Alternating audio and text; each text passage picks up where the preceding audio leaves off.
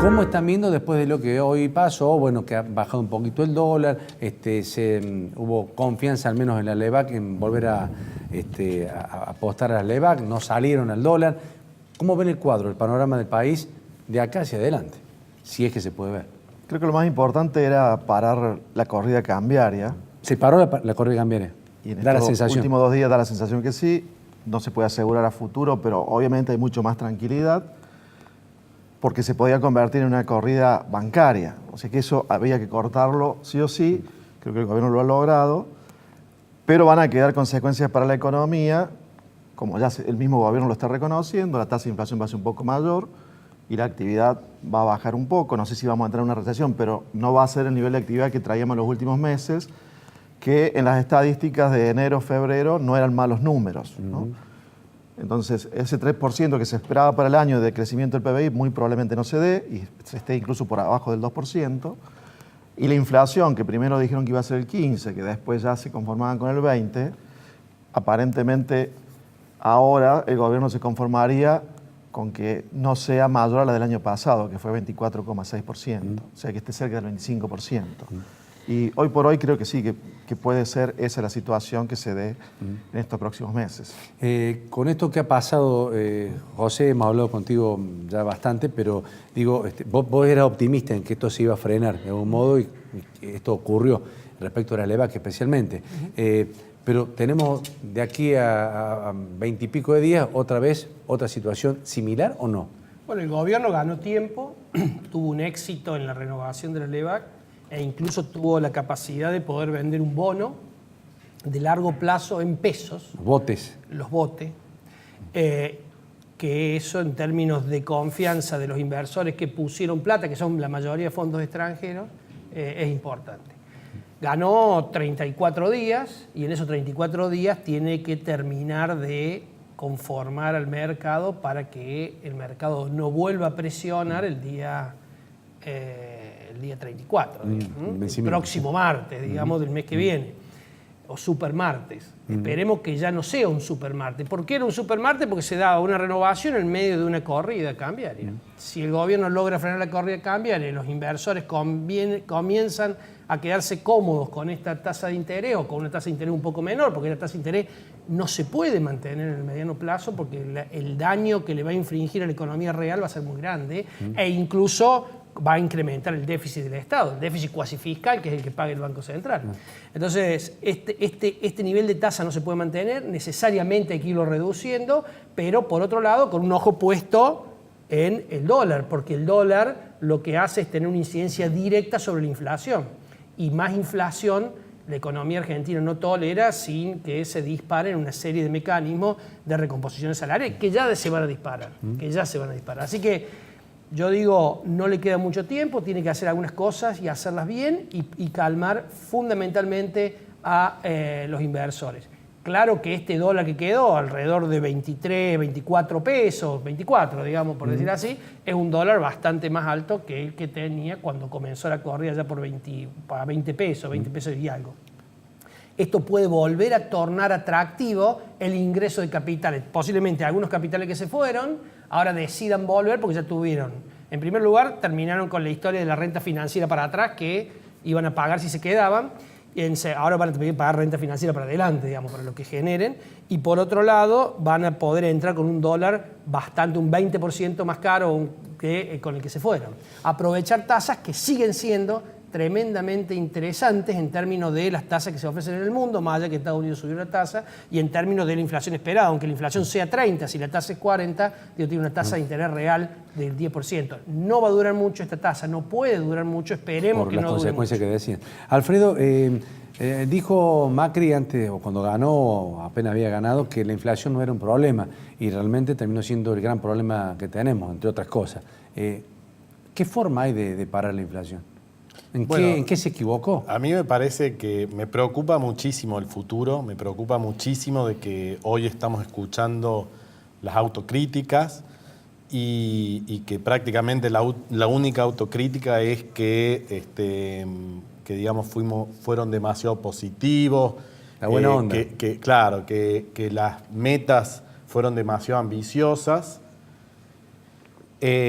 Y me preocupa muchísimo de que los economistas, y acá no quiero que nos peleemos como el anterior bloque, pero me preocupa muchísimo de que estemos, que los economistas y en general, digamos, solamente haga eje en el déficit fiscal.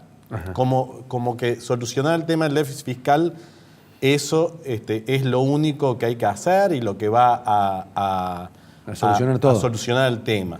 Me parece que la inflación justamente es un fenómeno muchísimo más complejo que simplemente hacer un ajuste fiscal y disminuir el déficit fiscal. De hecho, hay muchos países en el mundo que tienen una historia de déficit fiscal y no tienen las inflaciones que tenemos nosotros. Y me preocupa mucho esto porque justamente si no ampliamos, y ojo, yo estoy en contra del déficit fiscal, no estoy diciendo que no es un problema, lo que estoy diciendo es que si no ampliamos nuestra visión del diagnóstico sobre la inflación, bueno, se terminan cometiendo errores, se implementan políticas, como por ejemplo la política energética de Aranguren, que para mí es como uno de los principales errores y problemas que ha tenido este gobierno. Y no me refiero a disminuir los subsidios. Estoy de acuerdo de que el consumidor tiene que pagar el costo del servicio público. El problema es que Aranguren subió el costo en dólares del gas. Claro. Incluso, digamos, por ejemplo, el año pasado liberalizó el precio de las naftas, indexándolo al dólar y al precio internacional del barril. Hemos visto en los últimos tiempos de que el barril subió. El dólar y exactamente, aumenta, sí. ¿No? Siempre por un lado o por otro, seguramente. Claro, y lo que vimos es que el barril subió de 50 a 70 dólares, pero por una cuestión de que hay un conflicto con Irán geopolítico que nada tiene que ver con los costos de las empresas petroleras acá. Igual se le va a subir. Y ahora la gran pregunta es, ¿qué van a hacer con eso? Porque si ya antes de la devaluación, que fue alrededor del 20%, ya decían de que había un atraso en las naftas de un 20%, 25%, significa que hoy el atraso ya es del 40%, ¿no? ¿Qué va a pasar con la inflación si suben las naftas? Y lógicamente que va a subir. Yo creo que esta corrida que hemos visto ha dinamitado el programa antiinflacionario del gobierno. Va a ser muy difícil retomar eso. Y fundamentalmente me preocupa de acá adelante que si no se hace un diagnóstico bueno de la inflación y no se lo toma con la seriedad y la gravedad, digamos, del tema, se van a seguir cometiendo errores y en definitiva este gobierno va a terminar sin haber solucionado el tema inflacionario, que creo que es lo que va a terminar pasando. ¿El enfriamiento de la economía puede generar el enfriamiento, esta recesión que se puede venir, que bajen los niveles de inflación? O sea, es bajar la fiebre nada más. Normalmente una economía más fría genera un poco menos de inflación, sobre todo en qué bienes, en los bienes, en los servicios, en los bienes que no se exportan ni se importan. Lo que va a subir ahora rápido y ya está ocurriendo es la inflación de lo que se exporta y de lo que se importa, claro, por la suba del dólar. Eso yo creo que durante 2 o 3 meses se va a sentir el impacto de la devaluación de estos días. Durante mayo, junio todavía van a estar subiendo los precios de los alimentos y ese tipo de bienes por ese efecto. Ahora, los otros bienes de los servicios privados, eso depende mucho del poder adquisitivo de los salarios. Y si el poder adquisitivo de los salarios va a estar mal, eso va a contener un poco los precios de ese tipo de bienes. Pero la inflación va a subir por el tipo de cambio más alto y todavía los coletazos que haya de suba de tarifas. Yo creo que Macri el equipo de Macri muy optimista sobre la inflación al inicio, de querer controlarlo solo con la tasa de interés, siendo que simultáneamente tenía que subir el tipo de cambio y las tarifas, porque heredó un gobierno con tarifas muy bajas y tipo de cambio muy bajo. Si vos subís tipo de cambio y tarifas, es muy difícil que solo manejando la tasa de interés, poniéndola arriba, muy alta, puedas controlar la inflación y bajarla rápidamente. Creo que fueron muy optimistas en ese sentido. Ahora, el déficit fiscal yo creo que hay que bajarlo no solo por la inflación, sino porque ¿quién lo financia el déficit fiscal ahora? Ahora hay menos financiamiento. Claro. En realidad acá entra el tema del FMI, ¿no? Argentina tomó en el 2015 con un déficit fiscal similar al que hay hoy, de 6 puntos del PIB, y decidieron reducirlo gradualmente, ¿no? eso implicaba que alguien te lo tenía que financiar. Entró el financiamiento internacional saliendo del default. Ahora hay mucho menos financiamiento. Claro. Entra el FMI. Eso en alguna medida le da un poco más de confianza a los inversores de que al haber un prestamista de última instancia, al menos por 1 año o 2 años, que puede ser el FMI, la situación de Argentina no sea tan dramática como si de pronto desapareciera el financiamiento, porque ahí tenías que reducir el déficit. Si desaparece el financiamiento, ¿nos pasa lo que nos pasó en el 2001 si hubiese desaparecido? ¿O? No. Si genera una corrida cambiaria y bancaria, podés terminar en una cosa similar. ¿Por qué no? Porque no están dadas las condiciones que había en el 2001. En el 2001 había, por un lado, una crisis bancaria como consecuencia de que la economía, digamos, los préstamos y los depósitos estaban dolarizados y el dólar escapó a 4 pesos.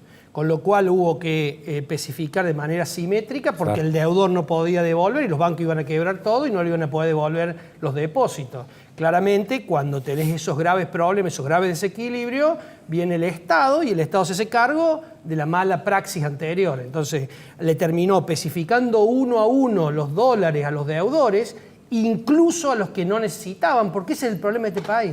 En este país, cada vez que hay un subsidio es para todos.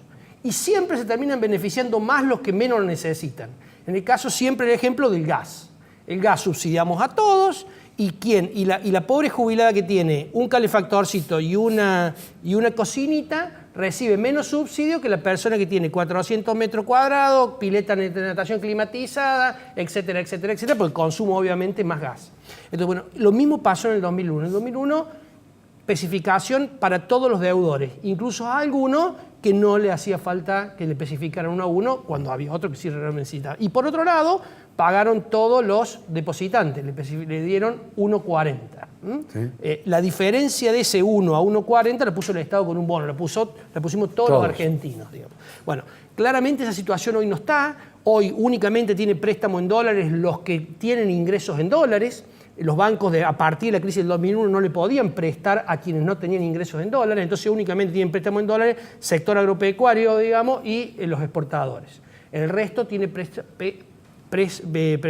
en pesos. La liquidez del sistema financiero hoy es muy alta. La liquidez del sistema financiero hoy no tiene nada que ver con la del 2001 y no tiene nada que ver incluso con la crisis del campo. Para que vos te unías hay un ratio, digamos, pero hoy está el 40, en la crisis del campo estaba el 22, 23, digamos. Entonces, no hay un problema de liquidez en el sistema financiero. Sí es cierto lo que dice Capello de que la corrida del tipo de cambio, si vos no la frenas, termina generándote una salida de depósitos del sector bancario. Pero esa salida de depósito en ningún caso compromete hoy con la liquidez que tiene el sistema la crisis bancaria. Sí, bueno, todo depende de si se para la corrida o no. Si la corrida sigue, se acaba la liquidez en el 2001. Si vos ibas al 2000 había una gran liquidez en los bancos. Lo que pasa es que se terminó. Sí, lo que pasa es que la relación reserva versus los depósitos no te daba. Hoy sí te da, porque hoy en el 2000 estaba muy fuerte el sector bancario. El tema es que no pararon la corrida porque sí hay una diferencia en que había mucho préstamo en dólares y depósito en dólares, cosas que ahora ya no están así. Pero si no paras la corrida bancaria, podés terminar. Para la tranquilidad de la gente, no hay ninguna posibilidad que pase lo del 2001. No, la verdad es que estamos lejos de eso, pero sí es verdad de que si no se paraba esta corrida cambiaria y si acá a futuro volvemos a tener otra corrida cambiaria como la que tuvimos, que fue muy, muy fuerte, porque fueron más de 10.000 millones de dólares de reserva, lo que puede llegar a pasar es que muchos de los que tienen depósitos en los bancos en dólares, que son más de 25.000 millones de dólares, retiren esos dólares y los bancos no tienen esos dólares, con lo cual les van a tener que comprar los dólares al Banco Central, que si hay una depreciación fuerte, hay un problema ahí, digo. O sea que estuvimos cerca de una corrida, digamos, de una dolarización masiva y eso es sumamente peligroso. Quiero decir algo respecto a los subsidios. Lo que está pasando hoy por hoy es que los consumidores, las empresas argentinas, estamos subsidiando a las petroleras. Hoy por hoy, las petroleras, y esas son las políticas de Aranguren a las cuales me hacía referencia antes, les estamos pagando a las petroleras, por ejemplo, por el gas, $5 por millón de BTU. Ajá. En el mundo, en Estados Unidos, por ejemplo, que también es gas de shale gas, el precio es 2,80. Entonces, y digamos, está este argumento de que hay que darle un precio alto para que hagan la inversión, pero resulta que ya está ese precio alto porque, aparte de ese $5, eso se le está pagando por el gas que ellos ya habían descubierto, que ya estaba. Sí. Por las inversiones nuevas se le paga $7,50, o sea, 3 veces el precio internacional. Entonces, estos precios tan altos son parte de la explicación, porque aparte el gas es un insumo básico para, por ejemplo, producir electricidad. Entonces, todo esto genera déficit fiscal también y, en definitiva, genera que las empresas argentinas tengan menos competitividad en el mundo y que la gran pregunta es, está bien, hace falta precios para incentivar la inversión, ¿no? Porque necesitamos inversión. La gran pregunta es ¿cuál es la mejor estrategia para esa inversión? Yo creo que eso es lo que hay que discutir, porque si a las petroleras hay que darle el triple o el doble del internacional, y mejor, y en definitiva nosotros financiar su inversión, porque no están trayendo muchos dólares frescos, y bueno, entonces que lo haga el Estado. Bien.